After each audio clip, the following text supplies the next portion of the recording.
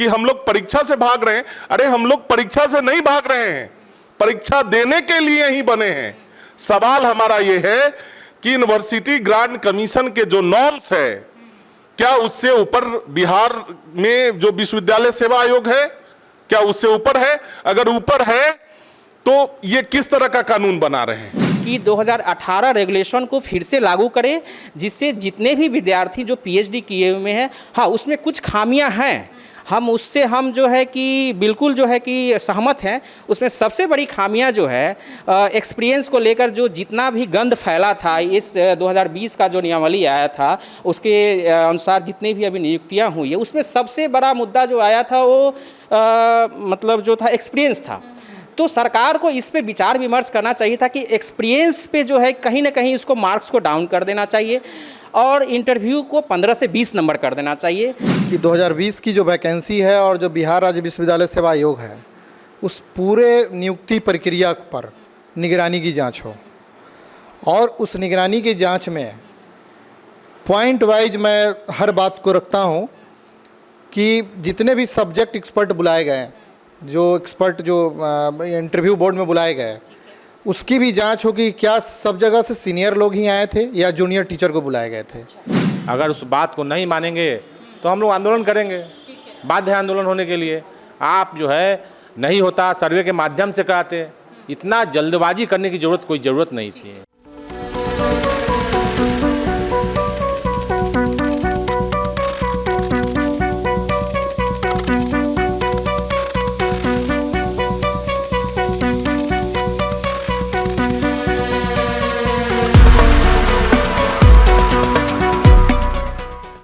नमस्कार, first look Bihar में मैं निशा श्री आप तमाम दर्शकों का स्वागत करती हूं। और जैसा कि आप जानते हैं कि अभी बिहार यूनिवर्सिटी में जो असिस्टेंट प्रोफेसर की बहाली होनी है, उसके लिए जो नियमावली को लाया गया है, उससे बहुत सारे पीएचडी और रिसर्च स्कॉलर्स को जो है आपत्ति है।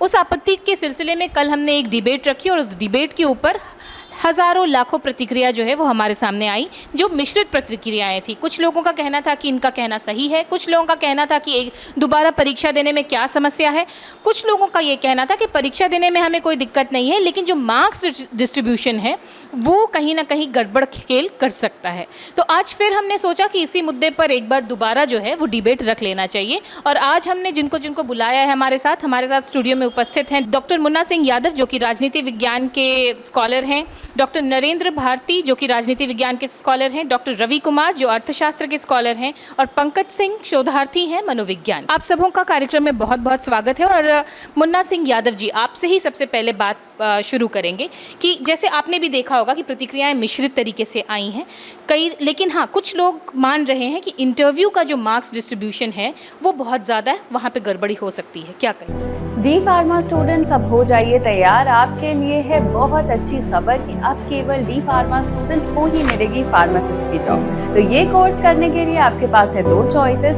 डीपीएस ग्रुप ऑफ इंस्टीट्यूशंस के किसी भी कॉलेज में एडमिशन लेकर के आप घर बैठे कर सकते हैं ऑफलाइन कोर्स, या फिर आप कर सकते हैं ऑनलाइन क्लासेस। और उससे भी अच्छी बात ये है कि डीपीएस ग्रुप के कॉलेजेस जो कि हैं इन 5 शहरों में, रांची, दुमका, देवघर, मुजफ्फरपुर और सीतामढ़ी, इन 5 शहरों के किसी भी कॉलेज में एडमिशन लेकर आप किसी और शहर में बैठ करके ये कोर्स कर सकते हैं। आपको कॉलेज के नाम और डिटेल्स मिल जाएंगे वीडियो स्क्रीन पर, और बाकी किसी जानकारी के लिए दिए गए नंबर पर कॉल करें। तो मुझे कमेंट सेक्शन में बताना ना भूलें कि आखिर आप किस शहर में एडमिशन ले रहे हैं। मैं आपको बताऊं, अभी रिसेंट में यूपीएससी की रिजल्टें आई हैं और आप ओरल मार्क्स को जब देखेंगे तो वहीं आपको भिन्नता दिखेगा। ऐसे ऐसे कैंडिडेट हैं जिन्होंने यूपीएससी के पीटी में पास करके मेंस लिखा और मेंस में सर्वाधिक नंबर है, लेकिन ओरल में उसको कम दे दिया गया। और जब ईपीआई बनाया गया तो उसके आधार पर उनको रैंक से वंचित होना पड़ा। वो फर्स्ट रैंक ला सकते थे, सेकंड ला सकते, थर्ड ला सकते थे, या 1 to 10 में हो सकते थे। उनको वहाँ से 1 to 25, 30, 50 जाना पड़ा। तो इस तरह की भिन्नता यूपीएससी में ओरल में जब हो रहा है, तो ये बिहार में जो विश्वविद्यालय सेवा आयोग है, ये 40 नंबर का क्या लेकर के क्या करना चाहते हैं? मैं तो कहता हूं कि बहुत सारी प्रतिक्रिया आई है और लोगों के मन में है कि हम लोग परीक्षा से भाग रहे हैं। अरे हम लोग परीक्षा से नहीं भाग रहे हैं, परीक्षा देने के लिए ही बने हैं।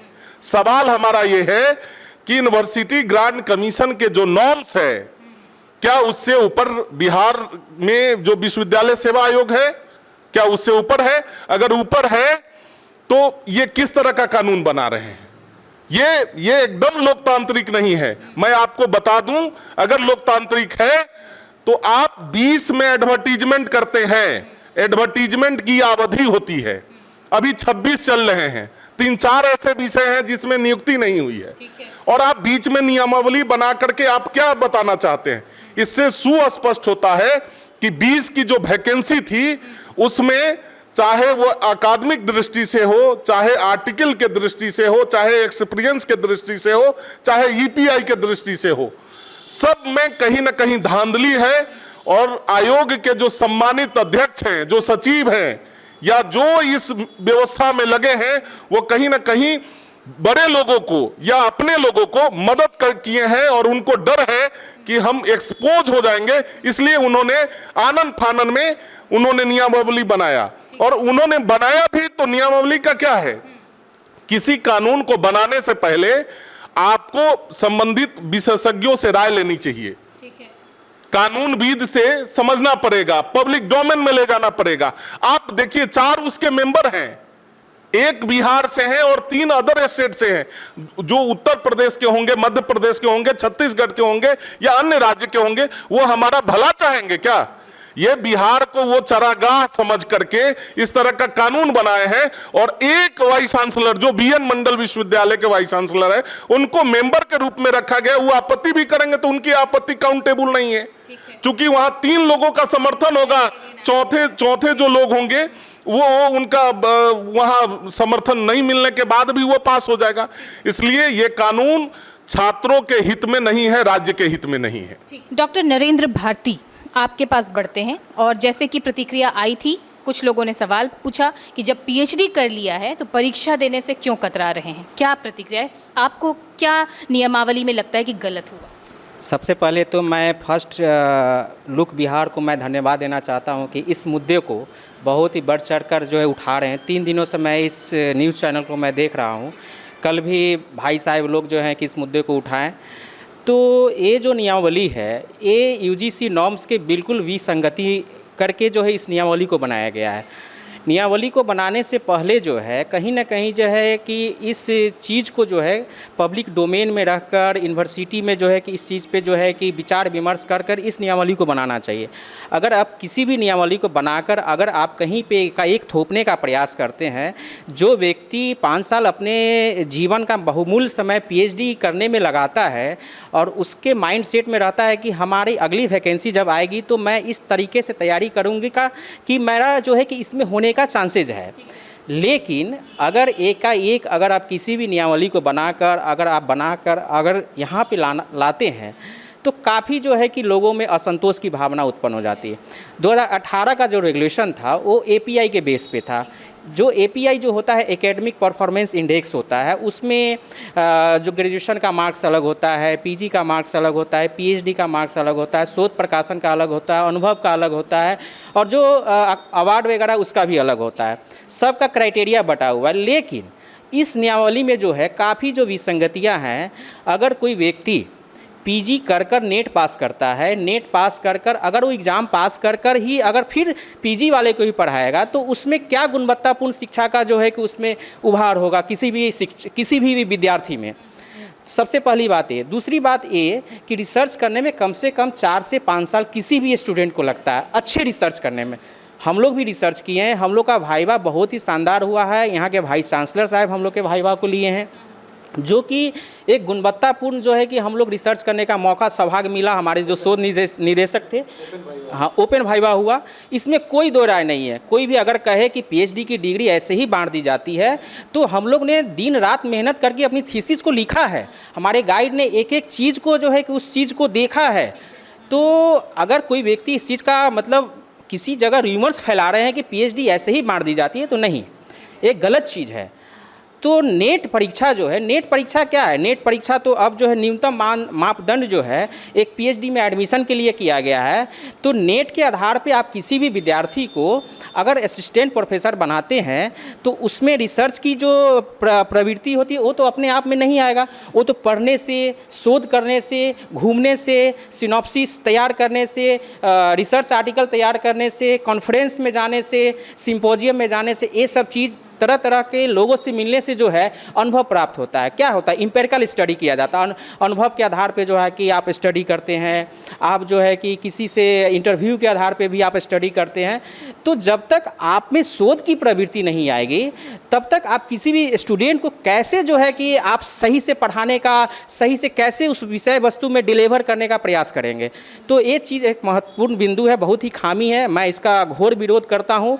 हम आयोग से यही मांग करते हैं कि 2018 रेगुलेशन को फिर से लागू करें, जिससे जितने भी विद्यार्थी जो पीएचडी किए हुए हैं, हाँ उसमें कुछ खामियां हैं, हम उससे हम जो है कि बिल्कुल जो है कि सहमत हैं। उसमें सबसे बड़ी खामियां जो है एक्सपीरियंस को लेकर जो जितना भी गंद फैला था, इस 2020 का जो नियमावली आया था उसके अनुसार जितनी भी अभी नियुक्तियां हुई है, उसमें सबसे बड़ा मुद्दा जो आया था वो मतलब जो था एक्सपीरियंस था। तो सरकार को इस पे विचार विमर्श करना चाहिए था कि एक्सपीरियंस पे जो है कहीं ना कहीं उसको मार्क्स को डाउन कर देना चाहिए और इंटरव्यू को 15 से 20 नंबर कर देना चाहिए। और कहीं भी अगर है तो उस चीज़ को सरकार को मतलब अपने फिर से जो है कि उस पर विचार विमर्श करना चाहिए। जी डॉक्टर रवि, आपने एक जो मुद्दा उठाया था कि बिहार के बच्चों के साथ अन्याय होगा, तो ऐसे में कुछ बिहार के कैंडिडेट्स हैं जिन्होंने उस वीडियो के ऊपर कमेंट किया और कहा कि अगर बिहार के बच्चे बाहर से पढ़ के आ रहे हैं तो उसमें उनकी क्या दोष, इस पर क्या कहेंगे? बिल्कुल, मैं सबसे पहले तो मैं उस पर आऊँगा। सबसे पहले मैं आज आपके चैनल के माध्यम से मुख्यमंत्री से मांग करता हूँ कि 2020 की जो वैकेंसी है और जो बिहार राज्य विश्वविद्यालय सेवा आयोग है उस पूरे नियुक्ति प्रक्रिया पर निगरानी की जांच हो और उस निगरानी की जांच में पॉइंट वाइज मैं हर बात को रखता हूं कि जितने भी सब्जेक्ट एक्सपर्ट बुलाए गए, जो एक्सपर्ट जो इंटरव्यू बोर्ड में बुलाए गए, उसकी भी जांच हो कि क्या सब जगह से सीनियर लोग ही आए थे या जूनियर टीचर को बुलाए गए थे। जूनियर टीचर अगर आए तो किस कंडीशन में जूनियर को बुलाया गया। अगर हर एक विश्वविद्यालय में सीनियर एकेडमिशियन है, डीन है, हेड है, उनको नहीं बुलाया गया और जूनियर को वहाँ क्यों बुलाया गया। दूसरी बात है कि अनुभव प्रमाण पत्र पर इतना सारा साक्ष्य जाने के बाद जो बच्चे रिसोर्स पर्सन थे, जो बच्चे कहीं पर सेवा संपुष्ट नहीं था, विश्वविद्यालय सर्विस कमीशन से वो कहीं पर उनकी नौकरी कंफर्म नहीं थी, उस सब लोगों का जो एक्सपीरियंस सर्टिफिकेट है मान्य हो गया। आखिर किस आधार पे मान्य हो गया? तो मैं तो सबसे पहले कि उस नियुक्ति पर जो नियुक्ति चल रहा है उस पर उंगली उठाते हुए निगरानी के माध्यम से जांच करने के लिए मैं मुख्यमंत्री को आग्रह करता हूं। दूसरी बात, नियमावली को लेकर आखिर कौन सी ऐसी परिस्थिति आ गई कि अभी नियुक्ति चल ही रही है और बीच में नियमावली बदल दी गई, और नियमावली बदल नहीं दी गई। अभी एक ड्राफ्ट ऐसा तैयार करके लोगों में, अभ्यर्थी में, माने युवा लोगों में एक भय का वातावरण बना दिया गया कि हम परीक्षा लेंगे, अचानक से चेंज कर दिया। बहुत लोगों की बात, जैसे मुन्ना सिंह यादव जी ने कहा कि हम डर नहीं रहे हैं परीक्षा लेने से। वास्तव सी बात है, कोई डरेगा नहीं, परीक्षा तो देते ही आ रहे हैं। लेकिन अचानक से हम तैयारी कर रहे हैं एपीआई के लिए कि हमने पीएचडी कर लिया और 30 नंबर मुझे मिलेगा। हम तैयारी कर रहे हैं रिसर्च पेपर का कि एक पेपर लिखेंगे तो 2 नंबर मिलेगा, 5 पेपर लिखेंगे तो 10 नंबर मिलेगा। हम तैयारी उसकी कर रहे हैं और अचानक से आप डाइवर्ट कर दीजिए, किसी के लिए भी मुश्किल हो जाएगा। कोई भी चीज़ डाइवर्ट होता है ना, तो उस समय परेशानी का सामना उठाना पड़ता है। अब इतना सारा समय बीत गया और हम दिमाग और जो आदमी का जो पढ़ाई का जो समय है वो इस पर है कि एपीआई लेना है, तो एपीआई तो हो नहीं रहा है, अब सब्जेक्टिव होगा। अब इसमें अब आ गई आपके बातों पे मैं आता हूँ कि एलाइड विषय का। तो होम साइंस में मैं देख रहा हूँ कि 45 विषय उसमें एलाइड में है। अब 45 विषय में हो सकता है कि 5-10 विषय यहाँ पढ़ाई होती हो। अब बाहर जो बच्चे पढ़ रहे हैं वो आएंगे और यहाँ के बच्चों के लिए कोई संसाधन नहीं है, तो क्यों नहीं पहले यहाँ संसाधन हम जुटाएंगे, क्यों नहीं उस एलाइड विषय को पहले हम यहाँ पढ़ाएंगे। जिस स्टैंडर्ड की हम बात करते हैं पहले उसे तो लागू कर ले। अब हम पूरे स्टेट स्टैट्यूट बना रहा है तो मैं स्टेट की बात करूँगा ना, पूरे देश की बात तो नहीं करूँगा। बस मेरा इतना ही है। पंकज सिंह, शोधार्थी हैं आप, मनोविज्ञान विषय है आपका, और आप भी देख रहे हैं कि आप शोधार्थी हैं, बहुत मेहनत कर रहे होंगे, गाइड के चक्कर लगाने पड़ रहे होंगे, बहुत सारे रिसर्च पेपर आपको छपवाने होंगे, पैसा, दिमाग, हर तरह से जो है अपने आप को जूझता हुआ पा रहे हैं आप। ऐसे में आपको क्या लगता है, क्योंकि 2-3 साल की तो कम से कम प्रक्रिया रह रही होगी आपके रिसर्च की, क्या लग रहा है ये जो नियमावली बदलता है तो कहीं ना कहीं हतोत्साहित महसूस करते हैं, या फिर आपकी क्या प्रतिक्रिया है इस पूरे? नहीं, देखिए, नियमावली बनाने से पहले यह जो है ना पब्लिक डोमेन में बात आनी चाहिए कि इस तरह की नियमावली बनने जा रही है, फिर हम तैयारी करते उस तरह से। आप जो है शुरू से अभी तक इंटरव्यू के माध्यम से आप वैकेंसी ले रहे थे। आप जो है एक बैग अभी वैकेंसी चल रही है, वह क्लियर हुआ नहीं और नया नियमावली बना दी। क्या कारण था इसका? अगर त्रुटि थी तो पहले उस त्रुटि को दूर करते, फिर नियमावली की बात करते। आप कहते कि हाँ भाई अब जो नेक्स्ट बहाली होगी इस तरीके से होगी। आज जो बहाली में जो उसमें जो कमेटी बनाई गई है और जो राय लिया गया है, एक आदमी सिंगल बिहार से है, बाकी सभी कोई यूपी से है। जो हम यहाँ हैं तो हम यहाँ के बारे में जानेंगे, ठीक है, हम यहाँ के बारे में जानेंगे, बाकी सारे कोई यूपी से है और सभी कोई उसमें सीनियर मोस्ट डीन से लेना चाहिए कमेटी में, और हर विश्वविद्यालय से चर्चा होनी चाहिए था कि हाँ भाई क्यों। मान लीजिए कि आप ही इंटरव्यू में बैठें और कोई दिल्ली यूनिवर्सिटी या बेंगलोर यूनिवर्सिटी से पढ़ाई करके आए साइकोलॉजी में ही यहाँ की वैकेंसी भरने के लिए, जाहिर सी बात है कि इंटरव्यू का जो डिस्ट्रीब्यूशन है 40 और 160 का, 40 नंबर इंटरव्यू में मिलने का, वो जानते हैं हम कि भारतवर्ष में अंग्रेज़ी भाषा के लिए कुछ ज़्यादा ही है, और वो हम बिहार के बच्चों में थोड़ा कम होता है अगर दक्षिण के बच्चों के हिसाब से देखें। तो उस स्थिति में क्या लगता है कि क्या वो बच्चा सेलेक्ट होगा या आप जैसे कैंडिडेट सेलेक्ट होगा?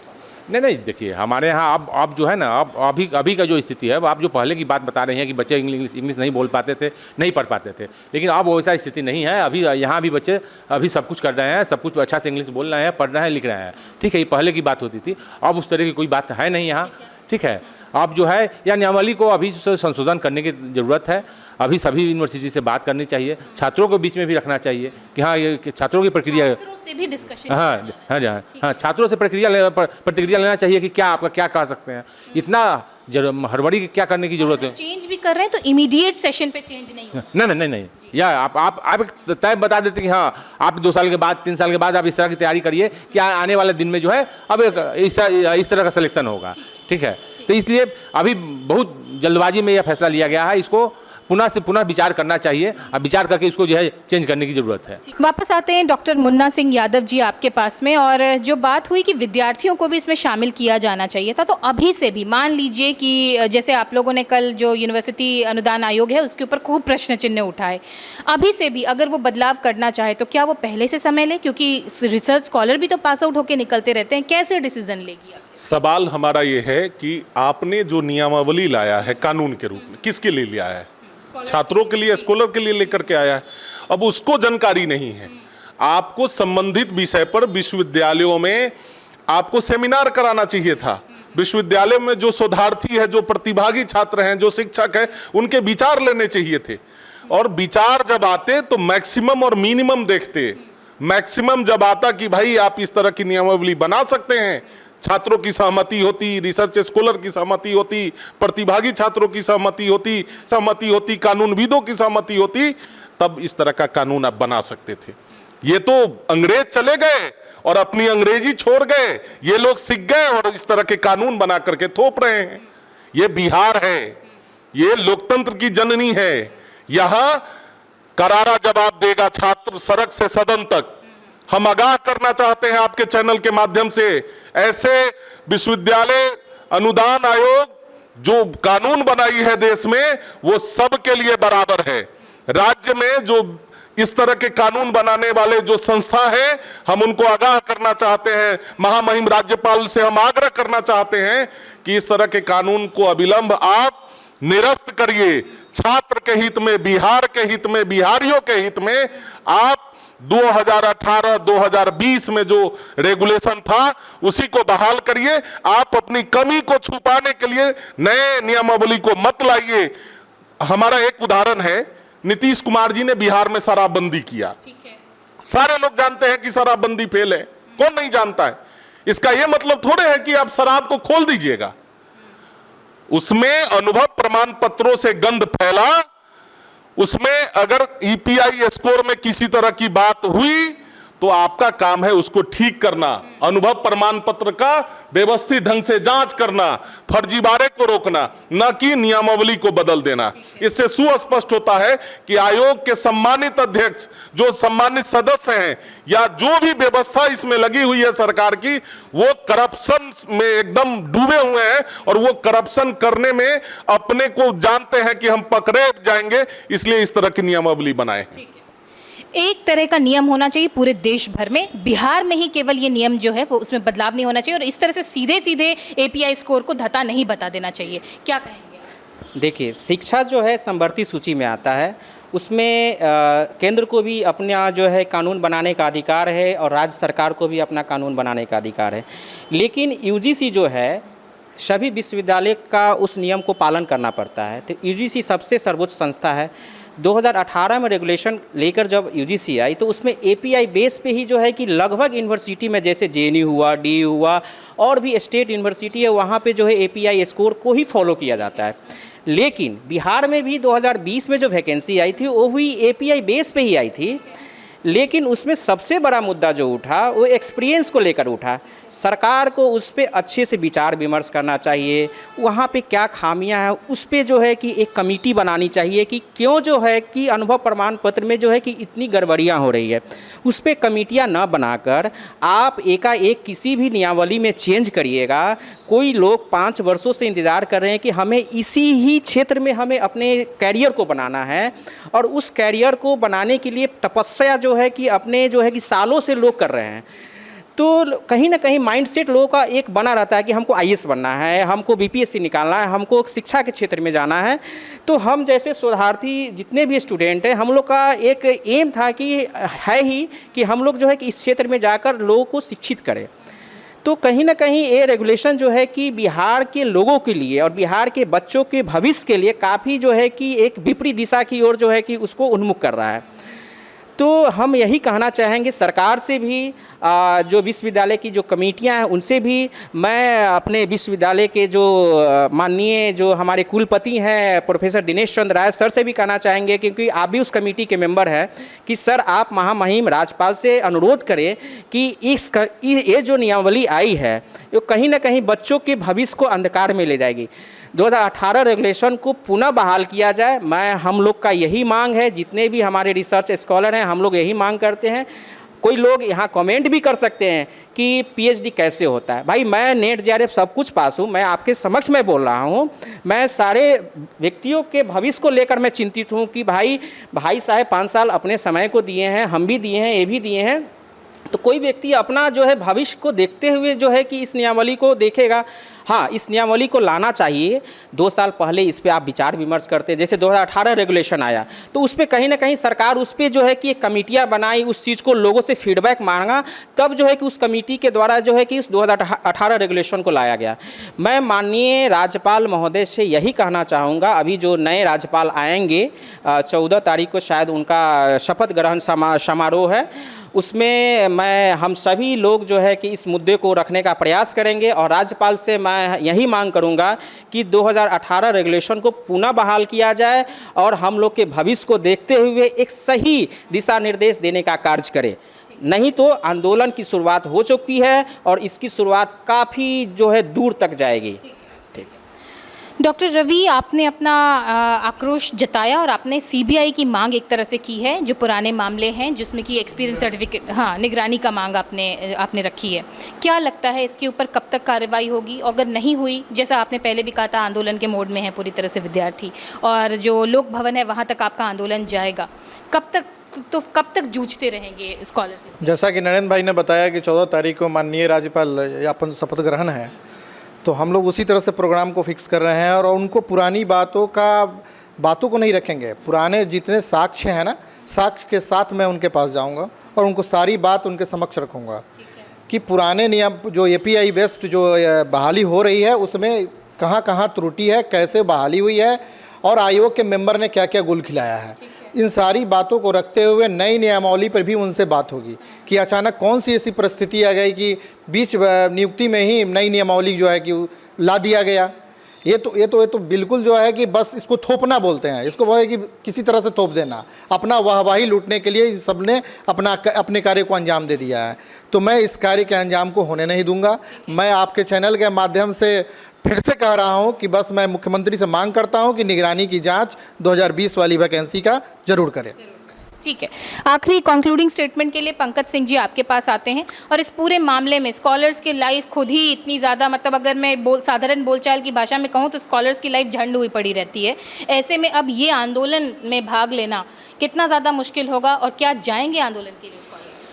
बिल्कुल, पहले हम लोग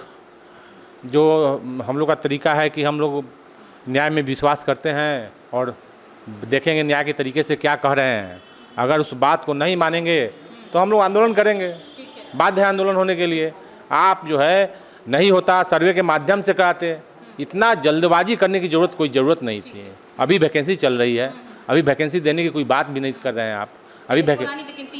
अभी पूरी हुई नहीं है, वो केस में चल रहा है, अभी बहुत सारे सब्जेक्ट को बचा हुआ है, पहले उसको पूरा होने देते, उसके बाद कोई नियमावली की बात होती। अभी एक वैकेंसी पूरा हुआ नहीं और दूसरा नियमावली देते, तय कर दिए। आखिर क्या जरूरत था, इतना हड़बड़ी था। तो ये तमाम बातें हमने जानी, जितने भी स्कॉलर्स आज हमारे साथ स्टूडियो में उपस्थित हैं, और सबने एक बात ही कही कि कम से कम ये नियमावली, सबसे पहली बात तो हायर एजुकेशन में इतनी जल्दी चेंज नहीं होना चाहिए, क्योंकि हायर एजुकेशन में हर एक पद्धति, हर एक स्टेप जो है वो बहुत स्लोली प्रोग्रेस करता है। ऐसे में इतनी जल्दी 2 साल 3 साल या 4 साल के अंतर पर नियमावलियों को बदलना स्कॉलर्स को पूरी तरह से हतोत्साहित करता है।